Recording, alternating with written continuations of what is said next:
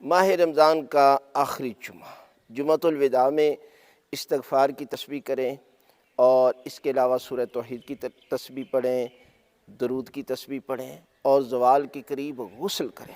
غسل کی بہت زیادہ اہمیت ہے، اور اسی غسل کے ساتھ جو ہے وہ جمعہ بھی پڑھیں اور ایک نماز پڑھیں جو بہت زیادہ فضیلت ہے۔ وہ نماز حضرت جعفر طیار ہے جو آپ نے دو کر کے پڑھنی ہے۔ 2 رکعت نماز پڑھتا ہوں، نماز حضرت جعفر طیار قربتاً اللہ۔